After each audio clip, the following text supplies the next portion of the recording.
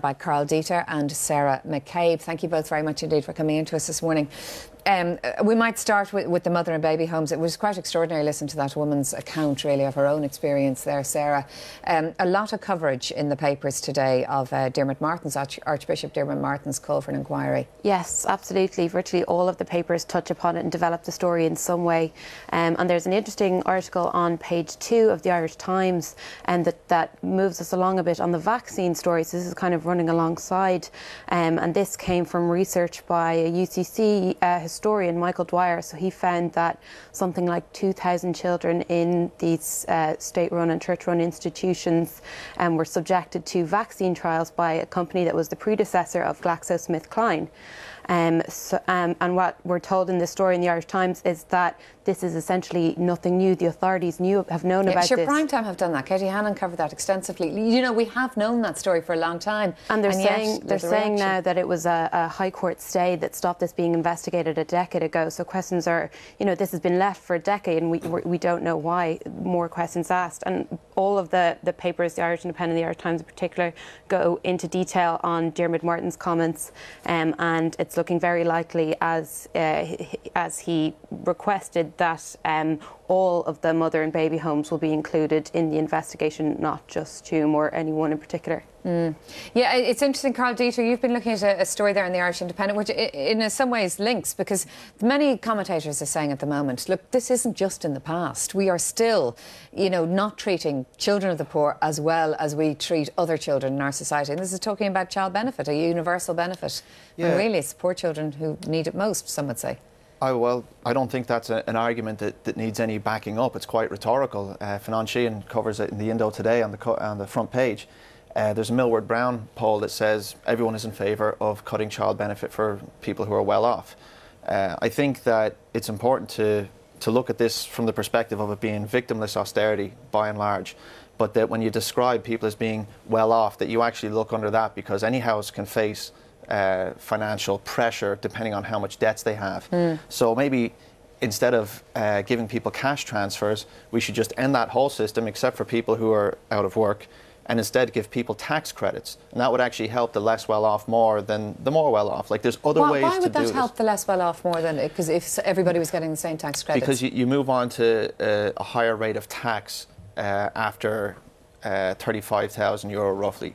So what happens then is that you would, by getting a tax credit, when you're calculating it, the effect it has on your tax bill will be higher for people who are at the lower rate. Okay, proportionately. Yeah, it's 32,800, I should say. And that is a different way of managing the same thing, so that for people who are working, you're not just saying, here's a cash payment, go off and do whatever you want. What you're saying is, here's a tax credit. If you're only on the 20% tax rate, this might eradicate your whole tax bill. If you're on the higher tax rate, it'll put a dent in it, but it's not really going to do the same as someone who's earning much less. And that'd be a better way of doing it. But will it not still cost the same?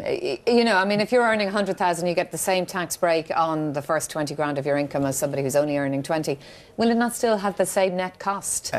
And the same net benefit to children of the rich, children of the poor? What you're doing in some instances, if they're saying to cut it, is you could have obviously an opt-in system that not everyone will opt into it. You're also ensuring that it's done based on people who are paying tax, that they're going into the system, that it's not like you've got to be here, you've got to be earning here for it to be offset against your income tax. And then, as well as that, it would hopefully free up some resources and you would direct that more towards the kids who need it most. I think there's a far more sensible way of doing it than just doing a blanket cash payment universally. That's interesting. Go on, Sarah. And what's interesting about it as well is 2 out of 3 surveyed said payments should be means tested. I mean, it just shows how much public distaste there is for these blanket payments, and it kind of raises questions as to the universal healthcare for under 5s. I mean, that's blanket, that's not means tested. Should it be? This poll It does says seem it extraordinary should be. to introduce new universal benefits when there's so much controversy about the existing universal benefits that we have. Listen, moving on from that, what about staff at banks are looking for pay rises now? Yeah, this is an interesting story on the front page of the Irish Independent. So it's staff at the country's 2 biggest banks, Bank of Ireland and AIB, and the report suggests that the Irish Bank Officials Association, which mostly represents Bank of Ireland but also other banks as well, and that they're going to begin talks looking for pay rises for the first time in 5 years very soon. Now, it does point out that no formal negotiations have begun, but it's a story that inspires a lot of passion in people. You can see their point, no pay rises in 5 years. That's difficult difficult, and it comes at a time where the trend is now that pay rises are returning. So we've seen pay rises recently in Tesco's, in Boots, in BT's, Glanbia. But the question remains, I mean, there's serious They're all in the private sector, aren't they? They're all in the private sector. I'm not sure. I haven't heard of pay rises within the public sector, certainly not many. Well, no. Bank of Ireland thankfully isn't in the... No, it isn't, but I mean it was bailed out with public money, I suppose. And AIB, the majority, is still owned by the state. Yeah, and they'd be part of this as well. It is interesting. What do you make of it, Karl?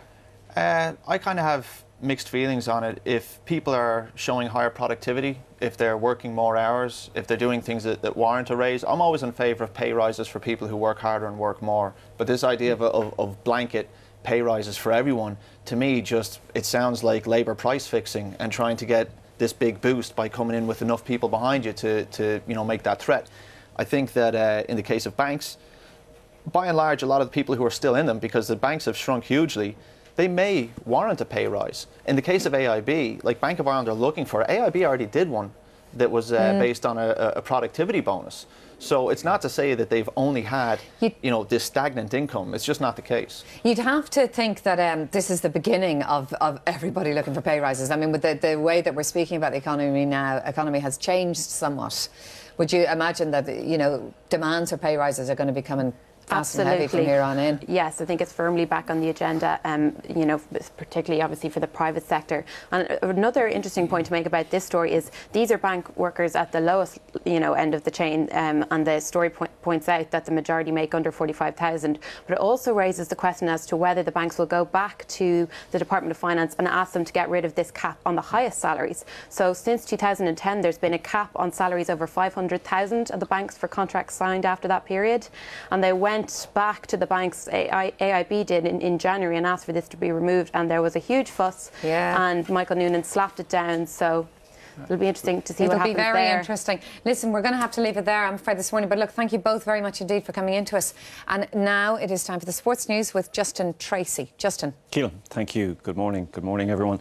Yes, Armagh and Cavan are set to face disciplinary action after a mass brawl before their Ulster quarter-final yesterday. Fighting and scuffles broke out as the teams were lining up for the parade. Cavan's Martin Dunn was unable to play as a result.